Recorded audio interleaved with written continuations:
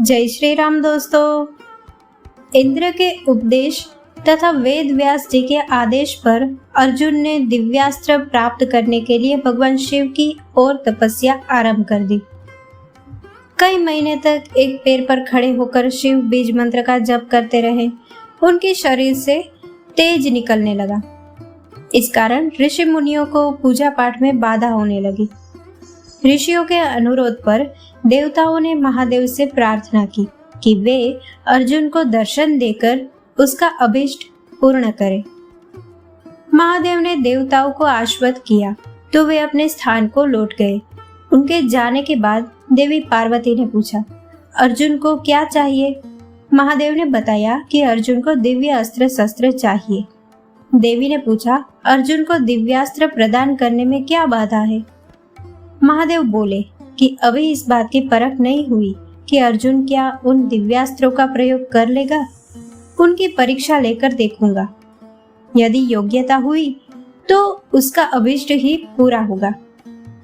महादेव ने कहा, मैं किरात के वेश में जाकर अर्जुन से युद्ध करके उसकी योग्यता की परीक्षा करूंगा। देवी पार्वती ने कहा कि वह भी साथ चलेगी। महादेव ने किरात का रूप धरा और पार्वती ने किरात नारी का वेश धरा।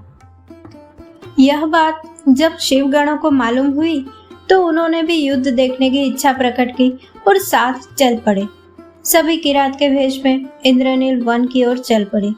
इंद्रनील पहुंचने पर माता पार्वती को एक विशाल सुकर दिखाई पड़ा। वह सुकर मुक नामक असुर था, जिसे दुर्योधन ने अर्जुन की हत्या के लिए भेजा था।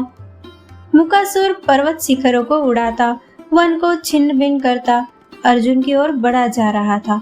मुकासुर के उत्पात से वन में उपस्थित ऋषि मुनि त्राही त्राही करने लगे। उनकी चीख पुकार से अर्जुन का ध्यान भंग हो गया। उन्होंने आंखें खोली और धनुष पर बाण चढ़ा दिया।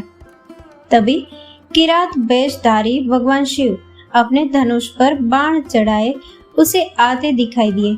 अर्जुन को शुकर का निशाना बनाते देख शिव ने कहा, ठहरो, इस शुकर पर बाण मत चलाना। यह शिकार मेरा है। मैंने बहुत देर तक इसका पीछा किया है। अर्जुन ने कहा, किरात, शिकारी भीख नहीं मांगा करते। तुम इसे मार सको तो ले जाओ।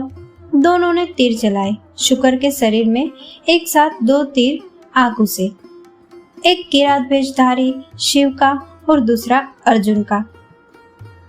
मुकासुर ढेर हो गया। जमीन पर गिरते ही उसका असली रूप प्रकट हो गया। किरात नारियों के वेश में आए शिवगणों ने अपने स्वामी की जय जयकार शुरू कर दी। इससे अर्जुन को विस्मय हुआ। अर्जुन ने कहा, किरात, शुकर मेरे बाण से मरा है। मेरे बाण से उसके प्राण निकल चुके थे। तब तुम्हारे बाण ने उसे छुआ, परंतु तुम्हारे सेवक तुम्हारी जयकार कर रहे हैं। मुझे इससे कोई परेशानी नहीं, परंतु तुम तो स्वीकार करो कि शुकर को तुमने नहीं मारा। किरात ने कहा कि शुकर उन्हीं के बाण से मरा है। अर्जुन झूठ बोल रहे हैं। अर्जुन ने गर्व में भरकर चुनौती दे दी। कौन श्रेष्ठ धनुर्धर है, इसका निर्णय होना चाहिए। मुझसे युद्ध को तैयार हो। दोनों ने अपने अस्त्र शस्त्र एक दूसरे की ओर चलाने शुरू कर दिए। देखते ही देखते भयंकर बाण वर्षा शुरू हो गई।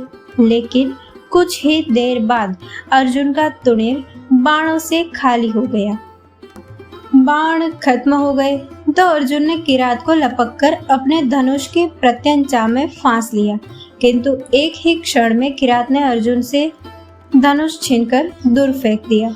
अर्जुन चिढ़कर तलवार लेकर किरात की ओर झपटे, किंतु जैसे ही अर्जुन ने तलवार किरात के सिर पर मारी, तलवार टूट गई। अर्जुन निहत्थे हो गए तो एक पेड़ उखाड़कर किरात पर फेंका, लेकिन किरात के शरीर से टकराते ही पेड़ किसी तिनके की भांति टूटकर नीचे जा गिरा।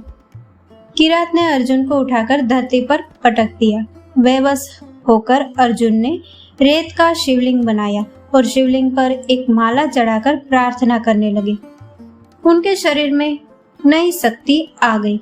उन्होंने उठकर फिर से किरात को ललकारा, लेकिन जैसे ही नजर किरात के गले में पड़ी, फूल माला पर पड़ी, वह स्तब्ध रह गए। अर्जुन समझ गए कि किरात के वेश में स्वयं महादेव ही उनके सामने खड़े हैं।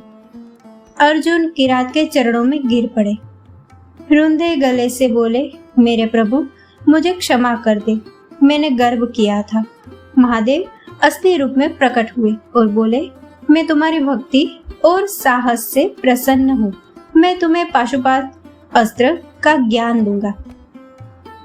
संकट के समय वह तुम्हारे काम आएगा। शिव का वचन सत्य हुआ।